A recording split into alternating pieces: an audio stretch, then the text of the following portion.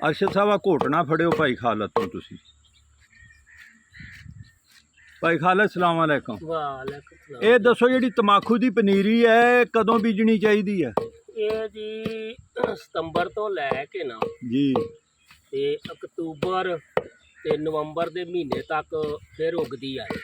ਸਤੰਬਰ October ਨਵੰਬਰ ਬੀਜਣੀ ਚਾਹੀਦੀ ਹੈ। ਹਾਂਜੀ ਇਹਨਾਂ ਸਤੰਬਰ ਅਕਤੂਬਰ ਨਵੰਬਰ ਚੋਂ ਚੰਗਾ ਮੌਸਮ ਕਿਹੜਾ ਜੀ?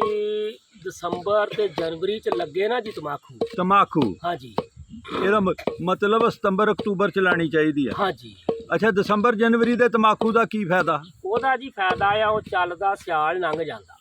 ਚੱਲਦਾ ਸਿਆਲ ਹਾਂਜੀ। ਲੰਘ ਜਾਂਦਾ, ਇਹਦਾ ਕੀ ਮਤਲਬ? ਉਹ ਪੱਤਾ ਫਿਰ ਸਿਆਲ ਨਹੀਂ ਨਾ ਐਡਾ ਵੱਡਾ ਹੁੰਦਾ। ਅੱਛਾ, ਉਹਨੂੰ ਕੱਕਰ ਨਹੀਂ ਮਾਰ ਕਰਦਾ। ਕੱਕਰ ਨਹੀਂ ਮਾਰ ਹਾਂਜੀ, ਕਰਦਾ। ਅੱਛਾ, ਕੱਕਰ ਦੇ ਨਾਲ ਪੱਤਾ ਜਿਹੜਾ ਨਾ ਉਹ ਭਾਰਾ ਨਹੀਂ ਬਣਦਾ, ਠੀਕ ਆ। ਪਤਲਾ ਰਹਿ ਜਾਂਦਾ। ਅੱਛਾ ਪੱਤਾ ਮੋਟਾ ਹੋਵੇ ਵੱਡਾ ਹੋਵੇ ਜੀ ਤੇ ਫੇਰ ਹੀ ਵਜਨ ਦੇਣਾ ਨਾ ਜੀ। ਠੀਕ ਆ। ਲੈਣਾ ਤੇ ਪੱਤਾ ਹੀ ਆ ਨਾ ਜੀ ਉਹਦੇ ਤੋਂ। ਹਾਂਜੀ ਹਾਂਜੀ।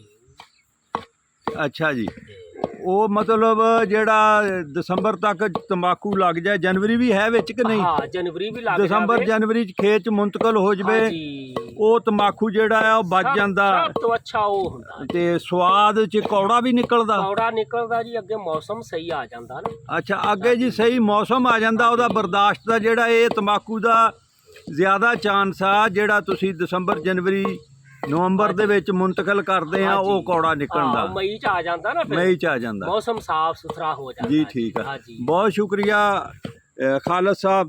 ਚਲੋ ਹੁਣ ਨਾਲ ਲੱਗਦੇ ਆਏ, ਇਧਰੋਂ ਵੀ ਪੁੱਛ ਲੈਂਦੇ, ਇੱਕ ਮੂੰਹ ਚ ਨੜੀ ਆ ਤੇ ਦੂਜੇ ਚ ਘੋਟਣਾ। ਅਰਸ਼ਦ ਸਾਹਿਬ, ਇਹ ਮਿਰਚਾਂ ਕਾਹਦੇ ਲਈ ਘੋਟਣ ਡਏ? ਮਿਰਚਾਂ ਦੀ ਦੇਨੇ ਆ ਵੀ ਵਾਈ ਬਾਦੀ ਨਾ ਰਵੇ ਡੰਗਰਾਂ ਨੂੰ। ਵਾਈ ਬਾਦੀ ਨਾ ਰਵੇ, ਦੁੱਧ ਵਿੱਚ ਮੁਸ਼ਕ ਹਮਕ ਨਹੀਂ ਆਉਂਦੀ ਜੀ। ਅੱਛਾ ਜੀ, ਇਹ ਪੱਠੇ ਜ਼ਿਆਦਾ ਖਾਂਦਾ ਜੀ। ਕਿੰਨੇ ਦਿਨ ਹੀ ਦੇਣੀਆਂ ਇਹ ਚਾਹੀਦੀਆਂ? ਵੀ ਅਸੀਂ ਚੌਥੇ ਪੰਜਵੇਂ ਦੇ ਪਿੱਛੋਂ ਦੇਨੇ ਆ ਜੀ। ਚੌਥੇ ਪੰਜਵੇਂ ਦਿਨ ਇਹ ਦਿੰਨੇ ਆ? ਹਾਂਜੀ। ਕਿੰਨੀ ਦਿੰਨੇ ਆ ਇਹ ਅਸੀਂ ਦੇਨੇ ਆ ਜੀ ਕੋਈ ਆਧਾ ਦਪਾਈਆ ਮਿਰਚ? ਜੀ। ਅੱਛਾ ਜੀ ਇਹਦਾ ਇਹ ਫਾਇਦਾ ਜੀ, ਦੁੱਧ ਦੇ ਵਿੱਚ ਜਦੋਂ ਛਾਣਨਾ ਮਾਈ ਦੇ ਦੁੱਧ ਜਾਂਦਾ ਨਾ ਜੀ, ਹਾਂਜੀ, ਛਾਣਨਾ ਛੋਣਾ ਸਾਫ਼ ਹੋ ਜਾਂਦਾ, ਥਣ ਬੰਦ ਨਹੀਂ ਹੁੰਦੇ। ਛਾਣਨਾ ਜੀ ਕਹਿੰਦੇ ਆ ਜਿਸ ਨਾੜਾਂ ਦੇ ਵਿੱਚੋਂ ਦੀ ਦੁੱਧ ਆਂਦਾ ਆ ਕੁਦਰਤੀ ਤੌਰ ਤੇ, ਡੰਗਰ ਨੂੰ ਹਲਾਲ ਕਰੋ ਦੁੱਧ ਨਹੀਂ ਲੱਭਦਾ, ਇਹ ਮਾਲਕ ਦੇ ਕਰਮ ਨਾ ਹੁੰਦਾ, ਉਹਨੂੰ ਕਹਿੰਦੇ ਫਿਰ ਥਣ ਖਰਾਬ ਨਹੀਂ ਹੁੰਦੇ। ਖਰਾਬ ਇਹ ਕੱਲੀਆਂ ਮਿਰਚਾਂ ਘੋਟ ਕੇ ਦੇ ਦੇਣੀਆਂ ਜਾਂ ਨਾਲ ਕੁਝ ਹੋਰ ਵੀ? ਜੀ ਮਿਰਚਾਂ ਵੀ ਆਏ ਵਿੱਚ, ਮਸਾਲਾ ਹੋਰ ਵੀ ਆਇਆ ਜੀ, ਬਣਿਆ ਬਣਾਇਆ, ਉਹ ਵੀ ਅਸੀਂ ਦੇਨੇ ਆ ਜੀ। ਅੱਛਾ ਜੀ, 3-4 ਆਈਟਮਾਂ ਨੇ ਜੀ। ਅੱਛਾ, ਆਈਟਮਾਂ ਦਾ ਨਾਂ ਨਹੀਂ ਦੱਸਣਾ? ਆਈਟਮਾਂ ਦਾ ਨਾਂ ਨਹੀਂ ਦੱਸਣਾ ਜੀ। ਬੱਲੇ ਉਹ ਤੇਰੇ ਸਦਕੇ ਜਾਵਾਂ।